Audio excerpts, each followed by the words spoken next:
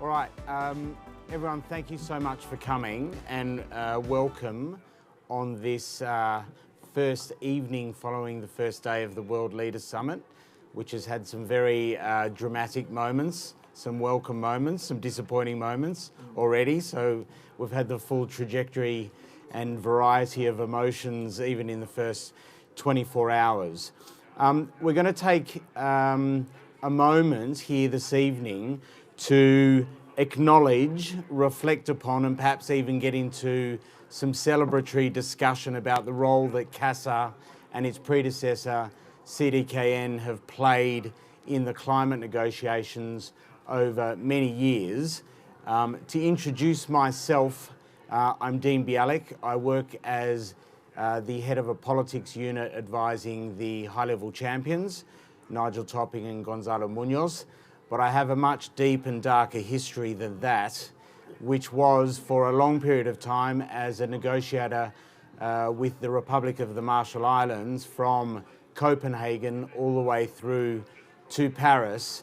And in that role, having had an extraordinary opportunity and privilege to work with Aosis and directly also with the late and very great His Excellency Tony de Bruym, who played an enormous role, particularly in the latter phases of the negotiation of the Paris Agreement, including the establishment of the High Ambition Coalition, some of that made possible by the generous support of CASA and its predecessor.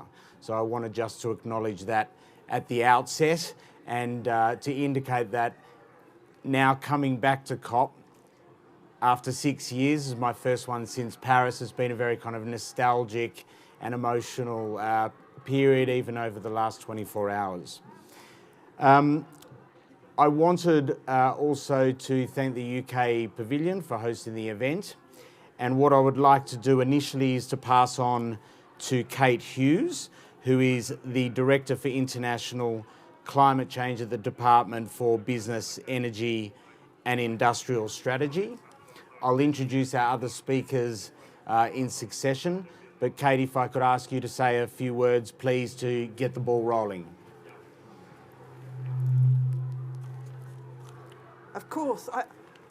And thank you very much. And thank you very much for that introduction and for coming here today to the UK Pavilion. The sound is feeling a bit creaky, isn't it? I've just broken a table as well. So I'm not off to a good start. Shall I keep on? Can you hear me? Shall I keep on talking? And well, listen, and thank you all for coming here. I know it's kind of late on day one, and it's just brilliant that you are all here. And thank you very much to all of our esteemed speakers for coming here today as well. And thank you in the audience. And I know we're live streaming as well, so thank you very much to those who are watching virtually as well.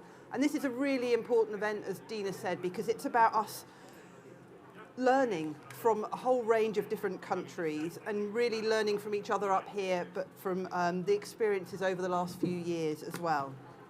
And for me, tonight's event is really about that better listening and understanding the successes achieved by developing countries. And those successes have led the SIDS and LDCs to become the driving force behind greater ambition within the negotiations. And we've all seen that, and and sit very still. You know, from before Paris and since Paris as well. And it's really those continued efforts of the SIDS and LDCs which have increased climate action momentum over the years and which hold us to account. And that critical leadership deserves recognition. And that's what today is about here in the UK Pavilion. As we know, the small island developing states and the least developed countries are on the front line of climate change, and I'm sure you'll hear more about that here. And those voices need to be heard, and they must be heard. We need to hear from them how failure to act will cause irreversible consequences to their livelihoods and homelands. And we must recognise that there is not a level playing field in the negotiations and that that imbalance does exist. So we're determined to work together to help amplify the voices of SIDS and LDCs through the UNFCCC process. We recognise that practical solutions to address these long-standing capacity building challenges are needed, as well as a better understanding of what has worked well so that we can do more of that too. So it's really crucial that we can collectively move towards the implementation of Paris Agreement and recovery from COVID as well, and particularly making sure those voices can be heard as well due to COVID. So as part of this, I'm really pleased to reaffirm the UK's commitment towards providing negotiation support to developing countries in the UNFCCC to help address some of these gaps through the continuation of the UK Climate Ambition Support Alliance Programme, CASA, as we call it for short, and also previously often known as CDKN. So I'd really like to thank the esteemed speakers once again here for taking time out of their really busy schedules, as I know, to participate in this really crucial event. The world is indebted to the leadership of LDCs and SIDS and the people up here tonight for their continual efforts to hold the world accountable to limit warming to 1.5 degrees and to make the Paris Agreement a reality. So thank you. Okay, thank you very much. Some very important words there about the leadership that's been shown and will continue to be shown, and hopefully will be reflected in the outcome from this very important COP in Glasgow. I think the President of the General Assembly has not yet joined us, so we will keep him in reserve, if one could do so, until he arrives. And so what I would like to do in the meantime is to pass on to Her Excellency Tina Steger, who's the Climate Envoy for the Government of the Marshall Islands, and she plays a key role within the Aosis grouping and also participates in the activities of, or the ongoing activities of the High Ambition Coalition. Tina, obviously it's been a very difficult period, particularly for vulnerable country groupings in not having the opportunity to coordinate in person during the pandemic. I wanted to ask you maybe if you could just speak a little bit about some of the challenges that have been faced and also some of the benefits and comforts that come with some of the support that's driven through the program we're discussing tonight. Tina, please.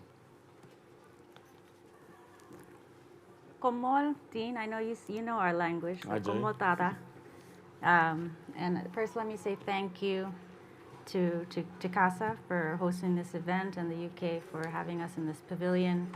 I want to recognize my fellow panelists, in particular my chair, Ambassador Webson in Aosis, and then thank all of you who came today and who are listening in online.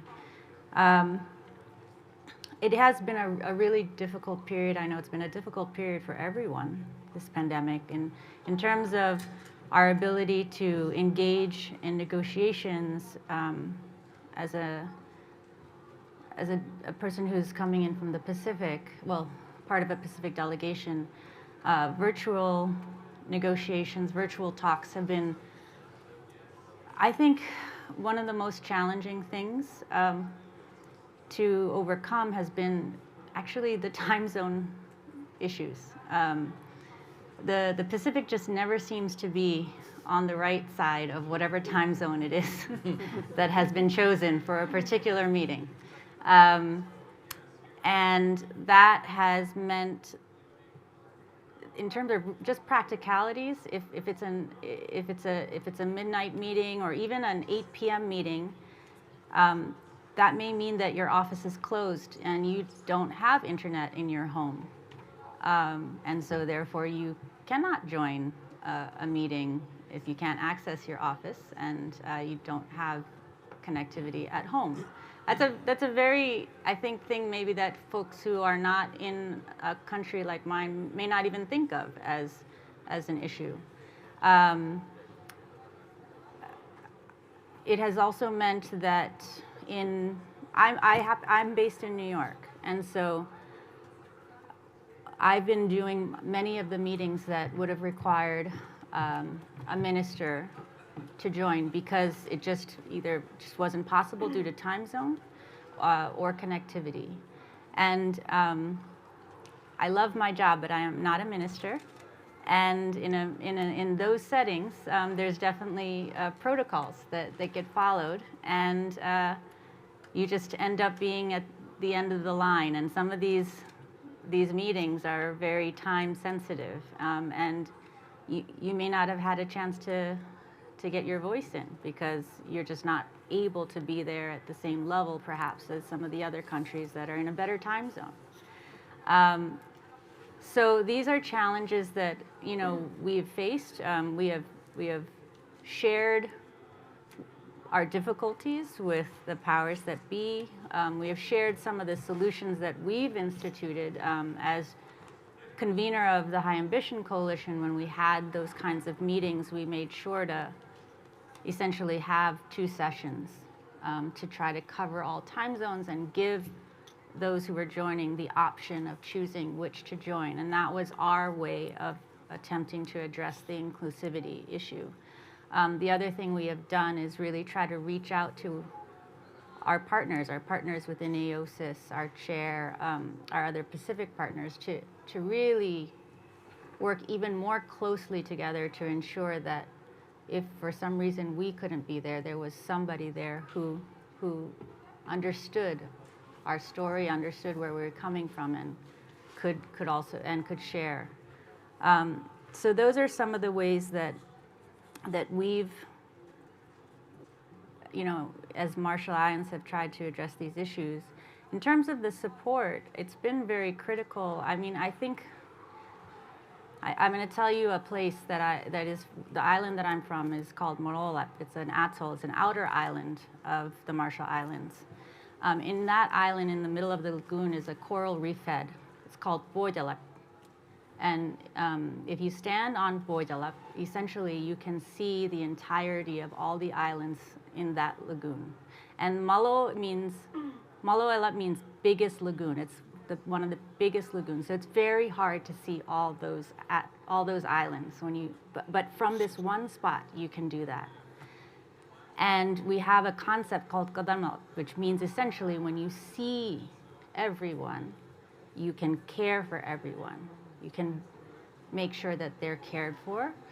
And I think that is what I think of when I thought of basically the kind of support that CASA provides. Essentially, it allows us not just, we have the story, but to be seen, we need that extra support to get our story out there. And it's kind of like CASA, sort of like the Boidalep of the climate negotiations for us. That's sort of the role that is helped to play with providing not just support in terms of advisory support and technical know-how, but also the outreach that is very difficult for us to do, particularly in terms of media.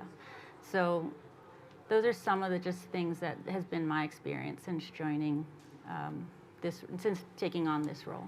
Thanks.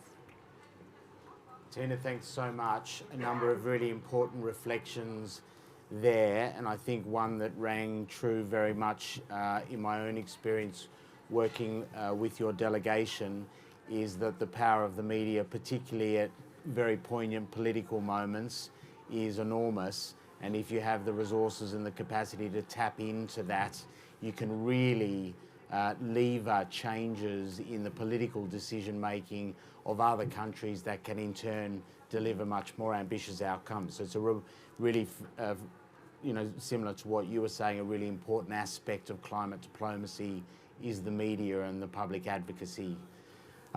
Really great. I wanted to pass now to the illustrious Ambassador Aubrey Webson, who is the Ambassador to the UN for Antigua and Barbuda and the current chair of the Alliance of Small Island States. Ambassador Webson has been his country's representative to the United Nations since 2014. In 2017, he was the chair of UNICEF, and he has an extraordinary history in advocating on behalf of disabled people through the United Nations frameworks. Ambassador Webson, you've had a couple of years in the chair now. I wanted to ask you if you could provide some reflections on some of the challenges the opportunities and the unique qualities that island states and LDCs bring to the climate negotiations and how it delivers outcomes. Thank you very much, Dean. I'll begin by, first of all, acknowledging that today is my Independence Day, the Independence Day of Antigua and Barbuda.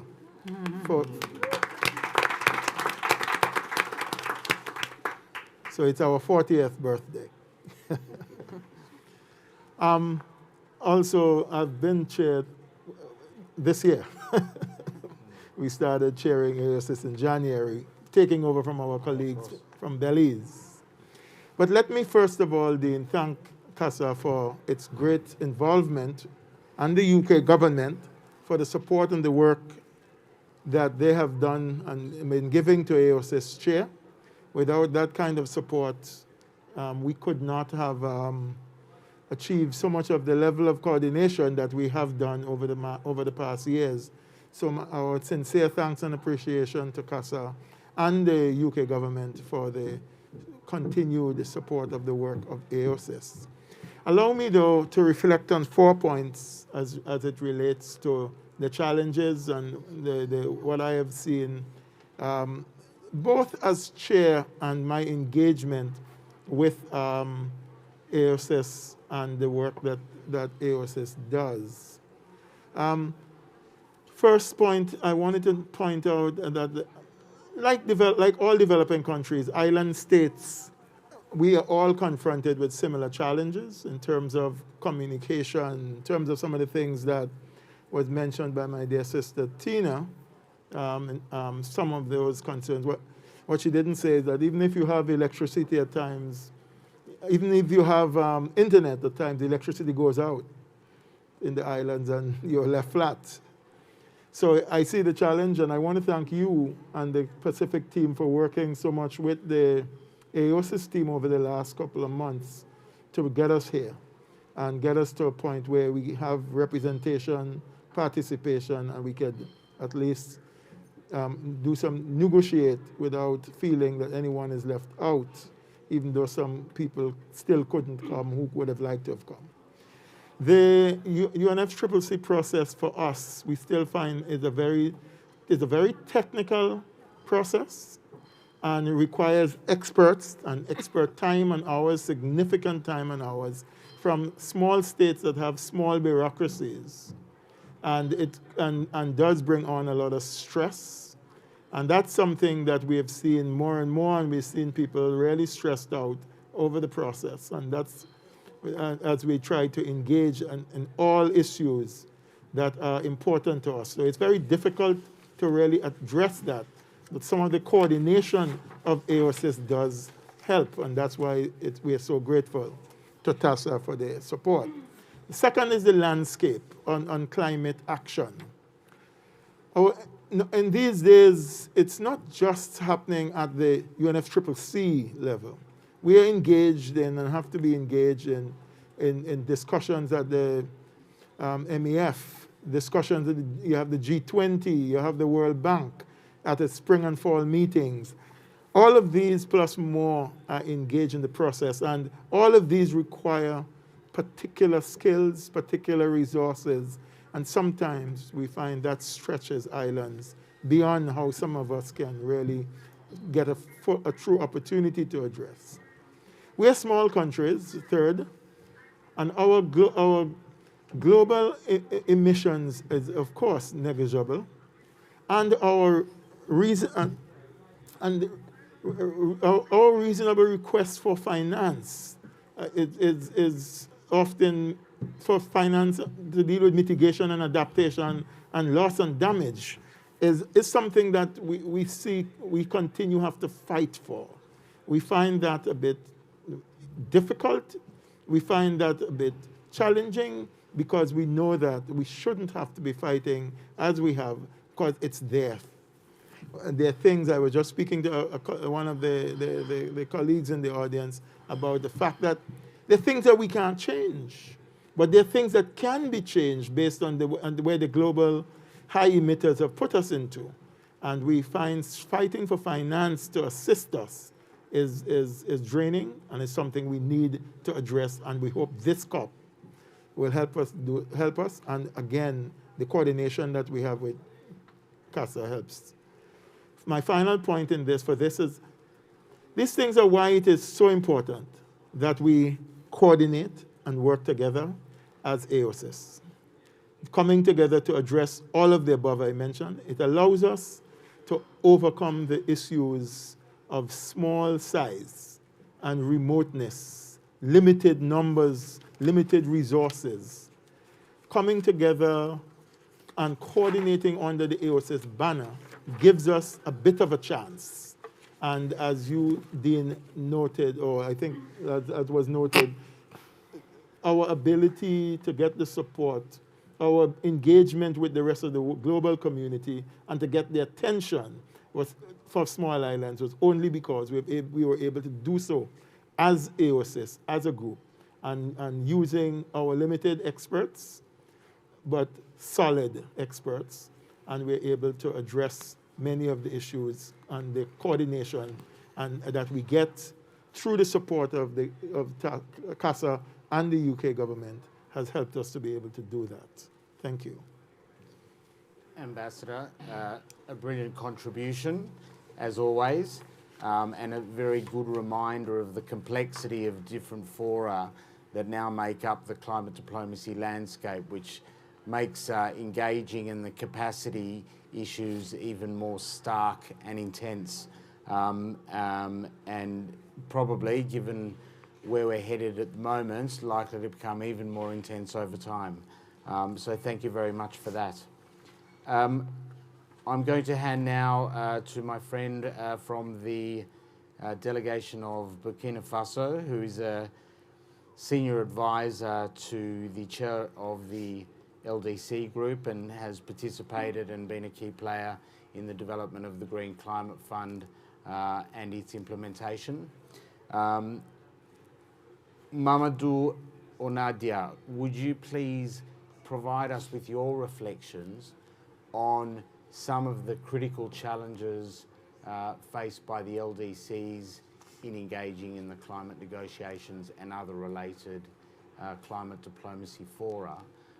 And in particular, talk to us about some of the obstacles you've faced in making the case for more ambitious action with some of the big emitters and bigger economies with greater capacity in the negotiations. Thank you very much, sir.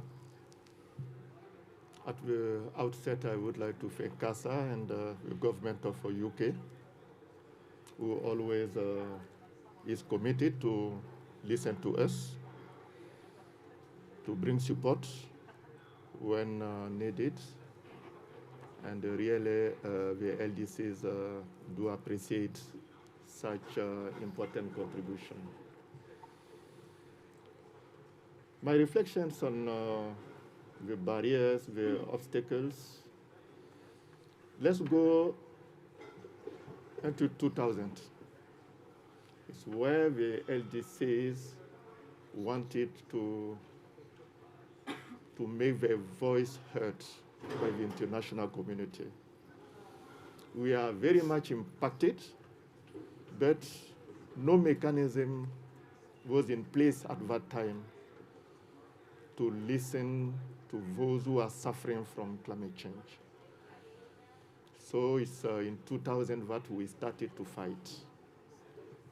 And hopefully in 2001, we got the LDCF, and also under Decision 5 CP7, we had also the LDC World Program, within which capacity building were developed for LDCs. Our challenges, let's start by the language barrier. We have many French-speaking countries that are not able to negotiate in English. Really, it was very, very difficult, and those who were bilingual tried to summarize into French what was discussed, and really it was not, how I call it, very happy within the LDCs because the issue of negotiating decisions, being able to formulate concrete projects were really very, very difficult. The second issue I would like to raise is that every 3 to 6 months, we have new concepts, we have new jargons, we have new methodologies, very difficult to cope with. Definitely, it was really challenging. The third one is that when we come to negotiations, we have a feeling that one country, one vote. Let me tell you that I created a sort of diplomatic incident where during a meeting, we were all okay for a decision. I don't want to quote which country it was. And only one single country said they don't agree. And the chair didn't take any decision on that. So I raised my hand and I said, hey, chair, I cannot understand. Only one country against others. Really, I cannot understand. And later on, I was feared because I expected that they will call my capital and sack me, but really things moves until now. The other challenge I would like to raise is the financial one. How the international community will listen to those who are the most vulnerable to climate change and provide a space for them to be heard and to receive funding for projects and programs that would help them to cope with climate change, mainly at the grassroots level. And we fight it until we got the national adaptation programs of actions. There some shortcomings were put before us, democracy and other concepts that were really difficult, to fulfill. We also fight it until we got, some funding through Jeff for the formulation and the implementation. Another obstacle I would like to raise is related to methodologies. Really, capacity building is needed. Capacity building is needed in that specific area because over years, from NAPAs to NAPs, and now through the implementation of the Paris Agreement, I was discussing with one of my fellow brothers on the common tabular format. You do understand that really in the next months or years, to be able to report back, we will need capacity building in that area. Regardless what we have so far under the CBIT, Capacity Building Initiative on Transparency. We would like to follow the others. We have flexibilities, but really, methodological speaking, we need to build capacities. So those are some obstacles I would like to put before you, to share with you. And we expect from the international community to listen to us because we would like also to contribute. We emit the less, but we are all committed to participate to the ultimate objective of the Paris Agreement. I thank you, sir. Thank you so much. Really important reflections. I think also we've been talking a lot here about engagement in the negotiations, but a really important reminder that when everyone goes back home, there's a hell of a lot of implementation work to do. And with the bringing on of a new international agreement, a whole nother level of complexity is added to the regime, and something we need to bear in mind really over the coming years. I'm not sure, Kate, I wondered if I could just quickly pass back to you. CASA, I know, is primarily focused on the international negotiations, but in your role, do you have coverage or oversight of other capacity building related assistance, including implementation, for example, things like the NDC partnership and initiatives like that? Do you want to have a go at just a little bit of commentary on that? Yes, thank you. And I think we really understand how important it is to work with countries in partnership and to, again, sort of, and listen and understand. And that's why, we were really proud to be working on the NDC partnership, and we're co-chairing this year with our friends and colleagues in Jamaica.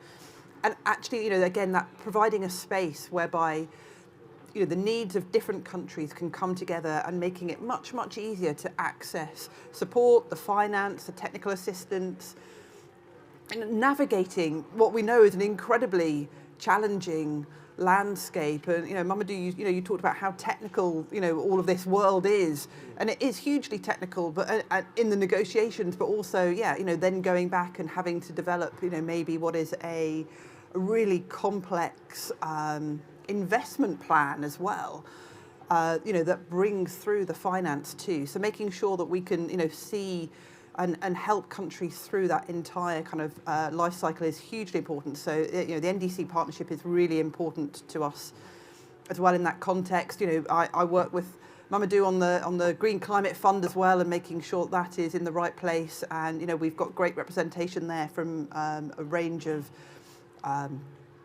SIDS and LDCs as well, and making sure that the voice is heard there, so that actually, again, we can make sure that the finances is flowing. And then we've got other sort of capacity building projects too, and sort of partnership programs. UK Pact is one that springs to mind, which again is about partnering for accelerated climate transitions.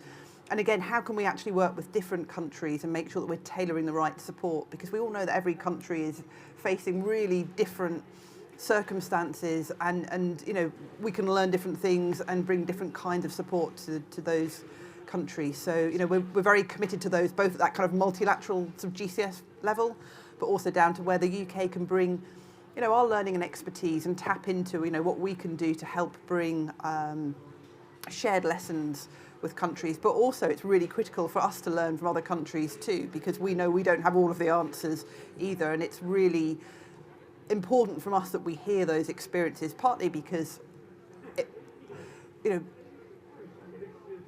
we need to hear exactly the stories that we're hearing today, whether it is the language barriers, it's the time zones, it's the making these things work, because then we can tailor our support in a better way, but also so that actually it helps us focus our minds as well.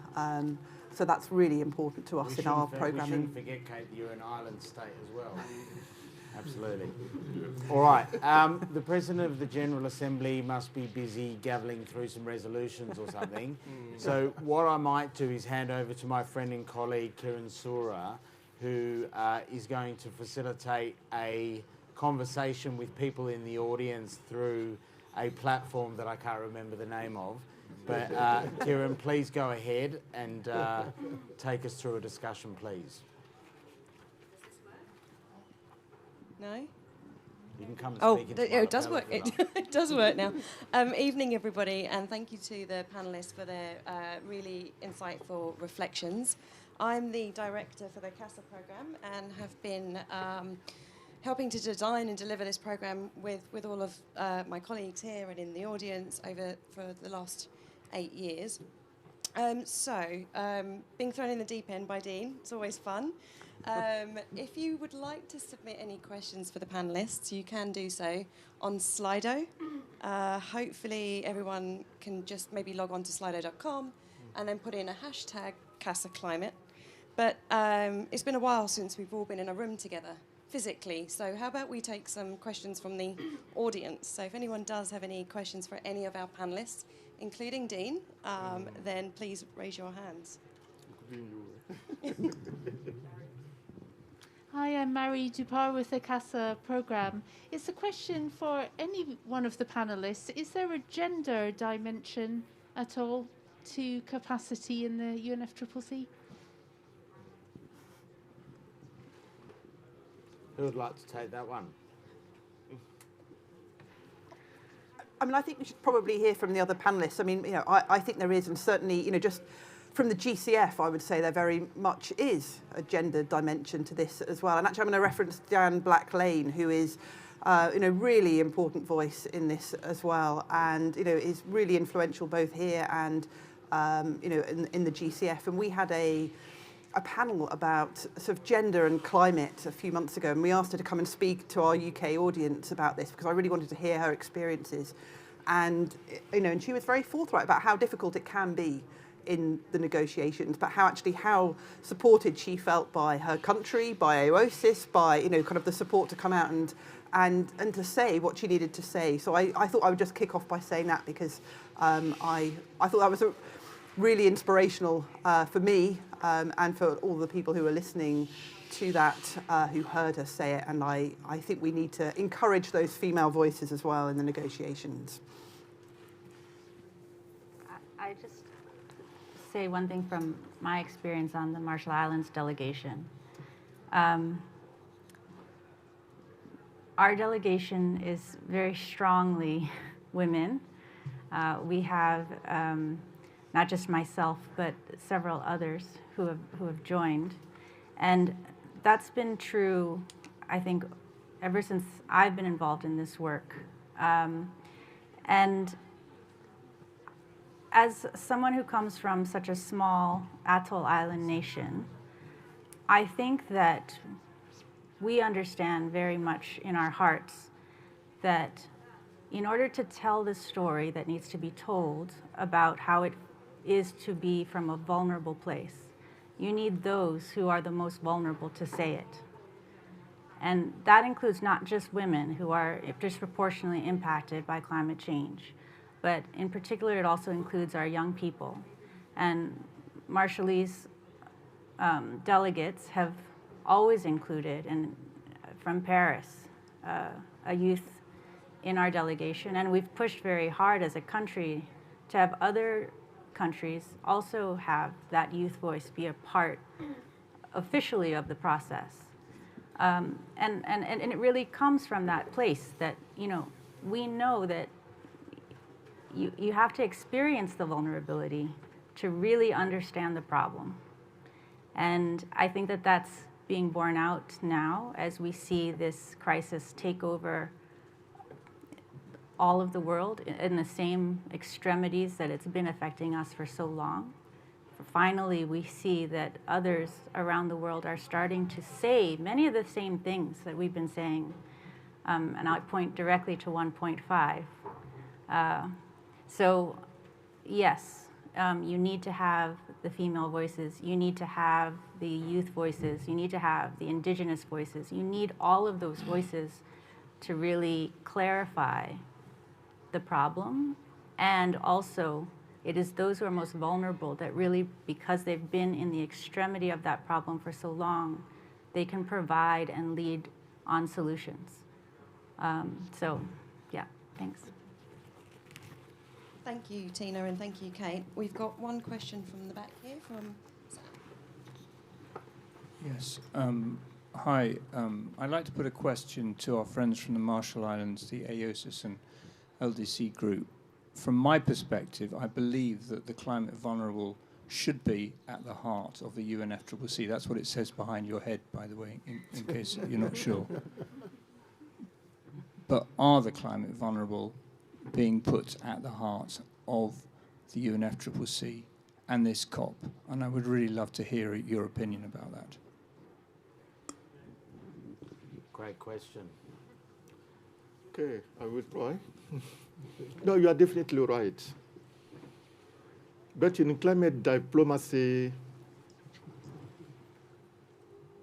each country may develop,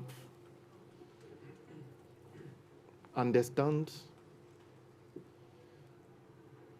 what it could mean when we talk about vulnerability.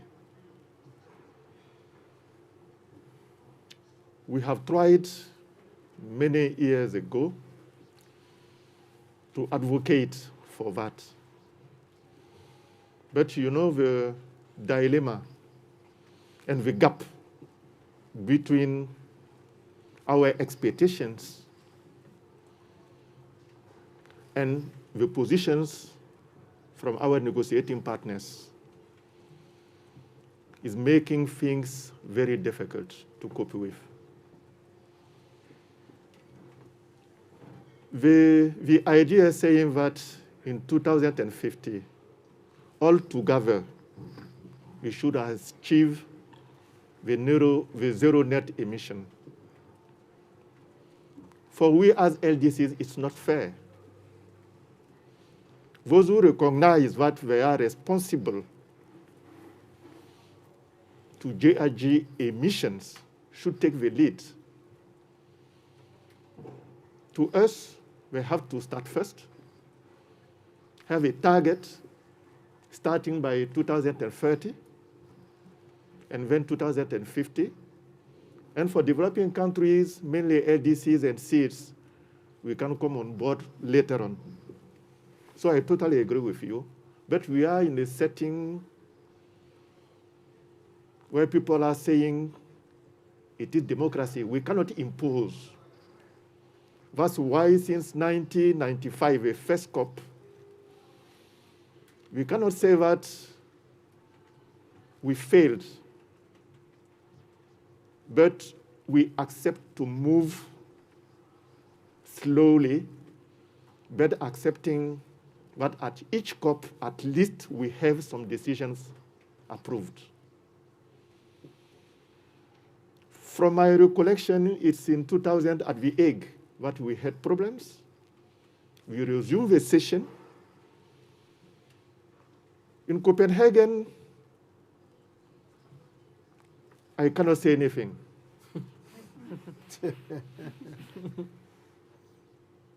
To us, let us continue having the talk around climate change. We cannot stop negotiating because it's a global issue, but we expect over years that things will improve. So I agree, but the reality is another thing, and we have to live with it. That's why we accept to continue negotiating, and we hope that in near future, something will emerge and help those who are really vulnerable and impacted by climate change. Will have an hope to have a very good way of living. I thank you. Maybe I'll make a comment or two. Thank you very much. I certainly don't bring the experience of my colleague. I've heard about Copenhagen, but I was not there for neither the 95 or Copenhagen and so forth. I have said many times in the last several months this year that the COVID-19 pandemic gave us an unexpected time to pause. And I've been known to have said to in many of the discussions around vulnerability, around climate, around finance for developing countries and SIDS, that we talked last year because COVID-19 gave us that opportunity. So you talked ad nausea. It's time to stop talking. You have heard a lot of the leaders from SIDS, particularly today, speak about the challenge and that talking and moving an inch won't save us, we are in peril. And I think we are expecting, while we are not expecting miracles from the COP, we're certainly expecting movement, real movement. We speak of adaptation, we speak of emission, we speak of loss and damage, we speak of resilience. We want to see something concrete come out of this COP as it relates to loss and damage, as it relates to closing the book, the Paris Rule book, and moving on to implementation and not just continuing to negotiate and talk. We believe that there is some movement, and we are looking for that to happen, the closing and the moving forward, so that we can implement. We can't, or else we'll be negotiating from 2015 to 2030. That won't help our life and our plight. So to answer your question, we're putting our trust in this COP, hoping that some real movement takes place. We have set some real objectives as Aosis, and we believe that we need to see some real results and some real movements on those objectives. We are saying some pretty strong things about what we expect, and we are working with others. We know what my friend was saying about the diplomacy. While we work with diplomacy, we have to work in honesty. And that's what we are hoping to get out of this COP. We were disappointed with some of the things that came out of the G20. We hope we could reverse a little bit of that. Thank you. Thank you both for those remarks. I think it's fair to say that we've made some progress in bringing the climate vulnerable's voice into the process, but clearly need to really accelerate given the urgency of the situation. There's a lot of work to do, so hopefully today and this COP will help to really accelerate that action. And we've got time for one last question before we then hand back to Dean for closing remarks. Or we've got two questions, so one over this side and then I'll come over that way. Thank you very much. My name is Sinead Walsh. I lead on climate for Irish Aid, the Government of Ireland. I think it's positive to hear the positive comments about CASA. I'm conscious that CASA is not the only way in which support is provided for this kind of thing. We, for example, would give a lot of support to IED, which is part of CASA, but obviously has its own separate initiatives as well. So I suppose I'd just like to broaden the lens a little bit and ask you, where are the gaps remaining? You get various types of support in this realm, but what do you need in addition to what you're getting already? That would just be really useful for us from a planning perspective, because this precise area of support to SIDS and LDCs for negotiation is very much core to what we do, and we'd like to do more. Thanks. I'll take a shot at some of that. From the Aosis perspective, yes, indeed, and thank you for the question. And I'll say yes, indeed. We have received and very good support from a number of partners, CASA, the United Kingdom government, and others. It has been have been able to help Aosis move forward. Aosis, though, has broadened its mandate from just climate to oceans and sustainable development, and that's why we are so engaged in things like the vulnerability index discussion and engaged in the situation that the choking and destruction of our oceans, which is linked to this very discussion on climate. And one of the things our leaders have put forward to us last September is we're looking at how could we strengthen Aosis and give it a little more consistency rather than, we're still a very loose and a sort of informal-ish group.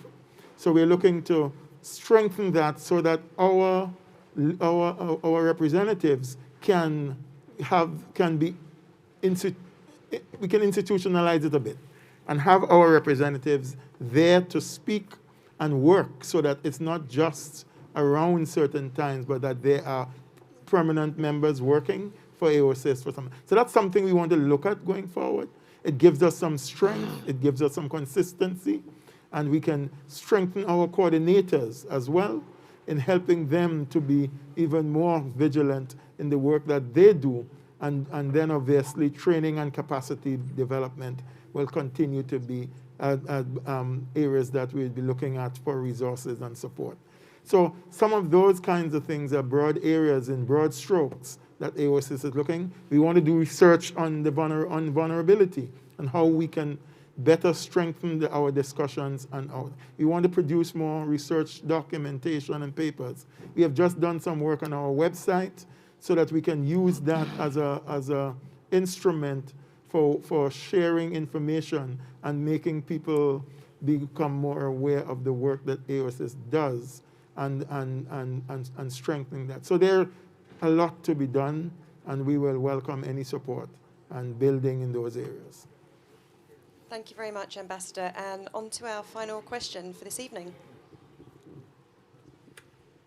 Hi, my name is Caroline Mayer, and I'm from Trinidad and Tobago, and I work with Legal Response International.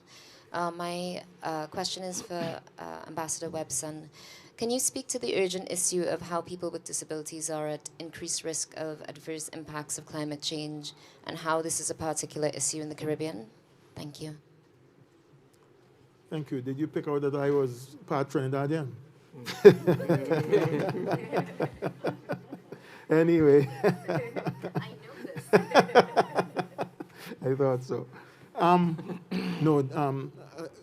If I don't know, in the leaders' meeting this morning, there was a chap from South Africa, a person with disability from South Africa, speaking to the significant vulnerabilities of persons with disability within the whole context of the climate change. When we have this discussion, very often, persons with disabilities are not mentioned because while we are the largest minority in the world, we're the forgotten minority.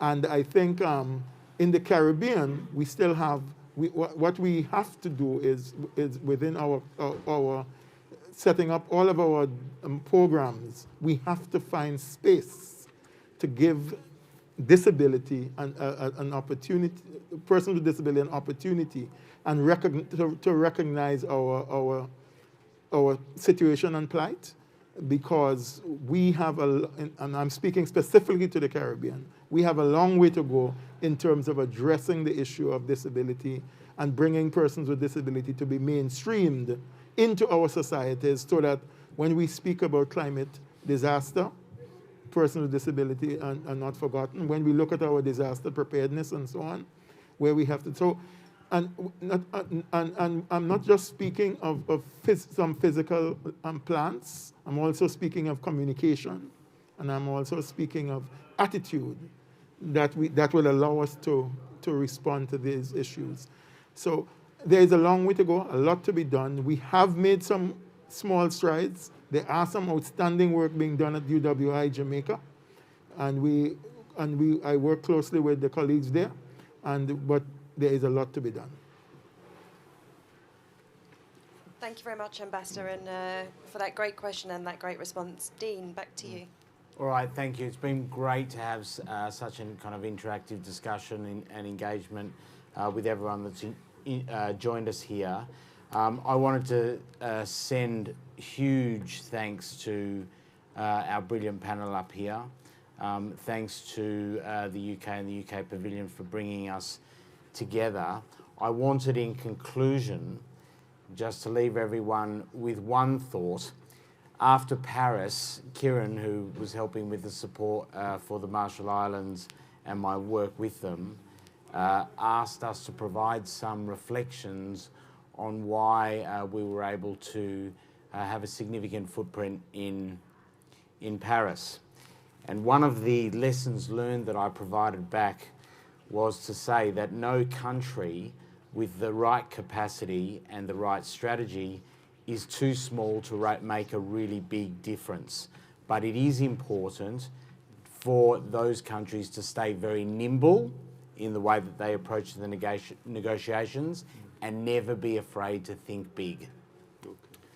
So I wanted to leave you with that thought, and on behalf of the UK Pavilion, invite everyone to hang around for some nibbles and drinks. One, to toast Antigua and Barbuda's 40th anniversary of independence. And second, to celebrate our anticipation of a COP26 outcome with SIDS and LDCs at its heart. Thanks a lot. Thanks, everyone. Thank you.